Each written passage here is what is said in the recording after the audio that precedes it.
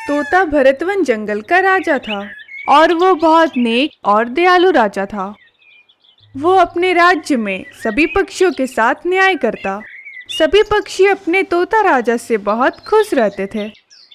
लेकिन तोता राजा अब बहुत ही बीमार रहने लगा था और वह सोच रहा था कि वो अपने जीते जी किसी दूसरे पक्षी को जंगल का राजा बना दे। ऐसा सोचते हुए तोता राजा अपने सलाहकार कबूतर को बुलाता है और उससे कहता है, कबूतर, अब मैं बहुत बीमार रहने लगा हूँ। मेरा कुछ पता नहीं कि कब मैं मर जाऊं। मैं चाहता हूँ कि अपने जीते जी एक योग्य पंछी को इस भरतवन राज्य का नया राजा बना दूं, कि मेरे मरने के बाद कोई बुरा पंछी इस भरतवन राज्य का राजा ना बन जाए। राजा जी, भगवान न करे कि आपको कुछ हो, फिर भी आप इस जंगल का नया राजा किसे बनाना चाहते हो? यही तो मैं सोच रहा हूँ कि कैसे मैं इस जंगल के एक ईमानदार और नेक पंछी को ढूंढूं। राजा जी, मेरे पास एक उपाय है, अगर आपकी आज्ञा हो तो बताऊं?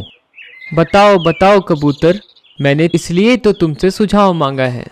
राजा जी, मैं आज ही पूरे जंगल में ऐलान करवा देता हूँ कि जो भी पंछी आपके बाद राजा बनना चाहता है वो आपके पास आकर अपना नाम लिखवा ले, और फिर बाद में हम उनकी परीक्षा लेंगे, और जो पंछी आपके परीक्षा में सफल होगा उसे आप राजा बना दीजिएगा। ये तो बहुत ही अच्छा सुझाव है। आप आज ही जाओ और पूरे जंगल में ऐलान करवा दो। कबूतर तोता राजा की बात मानकर जंगल की तरफ उड़कर चला जाता है। सुनो सुनो सुनो, भरतवन जंगल के सभी पंछी ध्यान से सुनो। तोता राजा जी ऐलान करवा रहे हैं कि वो भरतवन जंगल का नया राजा बनाना चाहते हैं। जो भी पंछी राजा बनना चाहता है वो तोता राजा के पास जाए और अपना नाम लिखवा ले। सुनो सुनो सुनो। ऐसे कबूतर पूरे जंगल में ऐलान कर देता है। हमारे तोता राजा तो बहुत ही नेक दिल और दयालु है, मगर उनकी तबीयत अब ठीक नहीं रहती। कबूतर कह रहा था कि राजा जी जंगल के लिए एक नया राजा ढूंढ रहे हैं जो इस जंगल के पक्षियों का भलाई करे। भगवान न करे उन्हें कुछ हो गया और कोई बुरा पक्षी राजा बन गया तो बहुत ही बुरा होगा उन पक्षियों के साथ। पारुल बहन, आप भी जाएं तोता राजा के पास और जाकर अपना नाम लिखवा ले।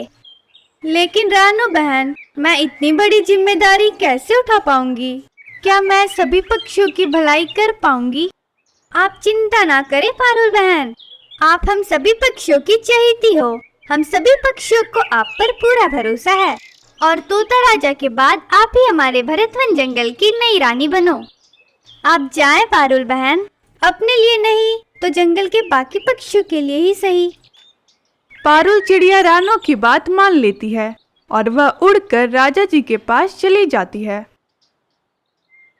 कालिया जी, आपने सुना कबूतर क्या ऐलान कर रहा था? हाँ गौरी, मैंने सुना। मैं तो सोच रहा हूँ कि अगर मैं राजा बन गया तो कितना मजा आएगा। हमारे पास पैसा ही पैसा होगा और हमें कुछ भी नहीं करना पड़ेगा। सभी पंछी हमारी गुलामी करेंगे। कितना मजा आएगा कालिया जी, और मैं रानी बन जाऊंगी और मैं रोज नए नए गहने खरीदूंगी। कोई रोकने वाला नहीं होगा मुझे। पहले मुझे राजा तो बन जाने दो, तभी तुम रानी बनोगी। अब चलो हम तोता राजा के पास जाते हैं। और फिर गौरी कव्वी और कालिया कौवा तोता राजा के पास चले जाते हैं। इधर पारुल चिड़िया भी तोता राजा के पास अपना नाम लिखवा लेती है। राजा जी, आप मेरा नाम भी लिख लें। बताओ कौवे, क्या नाम है तुम्हारा? मेरा नाम कालिया कौवा है। पारुल और कालिया, ध्यान से मेरी बात सुनो। मैं इस जंगल में ऐसे पंछी को राजा बनाना चाहता हूँ जो पंछियों में न्याय करे और जिसका मन साफ हो और जो कोई छल कपट ना करता हो। राजा जी, अगर आप मुझे इस जंगल की रानी बनाओगे तो मैं आपके बाद इस जंगल का आप ही की तरह ख्याल रखूंगी और सभी पक्षी को न्याय दूंगी। राजा जी, मैं पारुल से बड़ा भी हूँ और शक्तिशाली भी। ये पारुल बहुत कमजोर है। आप मुझे ही राजा बना दीजिए। मैं और मेरी पत्नी सब संभाल लेंगे और किसी को भी कोई दिक्कत नहीं होगी। आप दोनों ऐसा करें कि आप मेरे शाही मेहमान बने और आप 3 दिनों के लिए मेरे शाही बगीचे से एक एक आम के पेड़ चुन लें। तब तक मैं सोचता हूँ कि मुझे किसे राजा बनाना चाहिए। और फिर इस तरह गौरी कव्वी, कालिया और पारुल शाही मेहमान बन जाते हैं। अरे वाह, इस पेड़ पर तो ढेर सारे आम लगे हुए हैं और मैं इतना आम खा भी नहीं सकती। मैं ऐसा करती हूँ, मैं इस पेड़ से कुछ आम गरीब पक्षियों को दे देती हूँ। और फिर ऐसे पारुल उस आम के पेड़ से खुद भी आम खाती और जरूरत के हिसाब से गरीब पक्षियों में बांट देती। कालिया जी, देख रहे हो ना, अभी तो हम बस शाही मेहमान बने हैं और हमें इतने स्वादिष्ट फल मिल रहे हैं। जब आप राजा बन जाओगे तब कितना मजा आएगा। गौरी, अभी तुम बस इस स्वादिष्ट आम को खाने में अपना ध्यान लगाओ। इतना स्वादिष्ट आम तो मैंने अपने पूरे जीवन में भी नहीं खाया। मुफ्त का माल है, जल्दी जल्दी खाओ। और फिर ऐसे गौरी कव्वी और कालिया कौवा दिन रात ढेर सारे आम खाते हैं और सिर्फ सोते रहते हैं। अगले दिन गौरी और कालिया के पास बुलबुल चिड़िया आ जाती है और कहती है, मैं बहुत भूखी हूँ कौवा कौवी। मैं कबूतर मंत्री जी के पास गई थी, उन्होंने कहा कि मैं आपसे एक आम ले लूं। सारी नींद खराब कर दी तुमने मेरी। चल भाग जाओ यहाँ से। ये आम का पेड़ राजा जी ने हमें दिया है क्योंकि हम राजा जी के शाही मेहमान हैं। फिर वह निराश होकर पारुल चिड़िया के पास चली जाती है और पारुल उसे एक आम दे देती है और फिर वह खुशी खुशी अपने घर चली जाती है। ऐसे ही 2 दिन बीत जाते हैं। तोता राजा पारुल, कालिया और गौरी कव्वी को बुलवा लेता है और पूछता है, कालिया, पहले तुम बताओ, तुम्हें आम कैसे लगे? आम मीठे थे या खट्टे? राजा जी, आम तो बहुत ही मीठे थे। इतने सारे आम तो मैंने अपने जीवन में भी नहीं खाए। ये आम तो सचमुच में बहुत ही स्वादिष्ट है। खुद ही सारे आम खाए या किसी और पंछी को भी दिए? राजा जी, हमने उस आम के पेड़ से किसी भी पंछी को एक भी आम नहीं दिए, क्योंकि उस पेड़ के आमों को आपने हमें खाने को दिया था। हम भला उन्हें मुफ्त में क्यों बांटते? क्या तुम्हारे पेड़ के सभी आम खत्म हो गए? जी तोता राजा, सभी आम खत्म हो गए। नहीं नहीं, अभी उसमें एक आम बाकी रह गया है। वो आज शाम को हम उसे भी खा लेंगे। पारुल चिड़िया, तुम बताओ, आम मीठे थे? जी राजा जी, आम तो बहुत ही मीठे थे। खुद ही सारे आम खाए या किसी और पंछी को भी दिए? राजा जी, आप मुझे माफ करना, मैंने आपकी आज्ञा के बिना ही भूखे पक्षियों को आम दे दिए थे। क्या तुम्हारे पेड़ के सभी आम खत्म हो गए?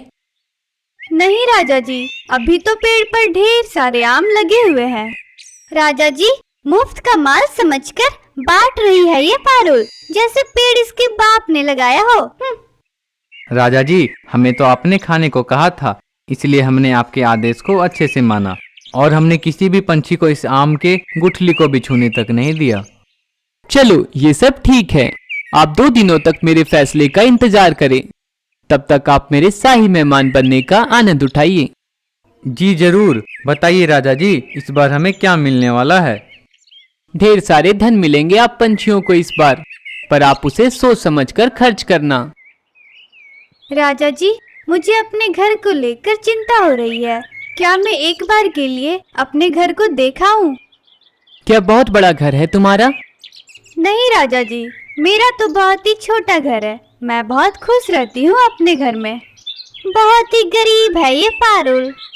राजा जी, हमारा घर तो पारुल के घर से बहुत बड़ा है। और फिर तोता राजा पारुल और कालिया को एक एक चाबी दे देता है। कुछ देर बाद पारुल और कालिया संदूक को अपने अपने कमरे में ले जाते हैं। कालिया जी, इस संदूक में तो ढेर सारे पैसे हैं। क्या पता हम राजा बने या ना बने। मैं कहती हूँ, क्यों ना हम एक दिन के अंदर ही सारा धन इकट्ठा कर ले और चोरी छिपे अपने घर ले जाएं। गौरी, यही तो मैं सोच रहा था। वैसे भी राजा जी ने हमें पैसे खर्च करने को दिए हैं और एक दिन में ये सारा पैसा खर्च नहीं होगा। हम रात को इसे अपने घर ही ले जाएंगे। और फिर जैसे ही रात होती है, गौरी और कालिया शाही महल से पैसे चोरी करके अपने घर ले जाते हैं।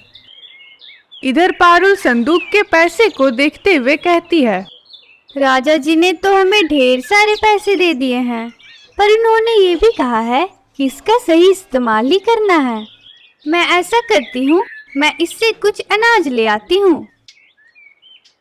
ऐसा सोचकर पारुल बाजार की तरफ जाने लगती है। तभी रास्ते में उसे एक बीमार पक्षी दिखाई पड़ता है। वो उस बीमार पक्षी के पास चली जाती है। कोई मेरी मदद करो, मुझे दवाई लेनी है, मुझे पैसे की बहुत जरूरत है। आपको क्या हो गया है? चिड़िया बहन, मुझे बर्ड्स फ्लू हो गया है।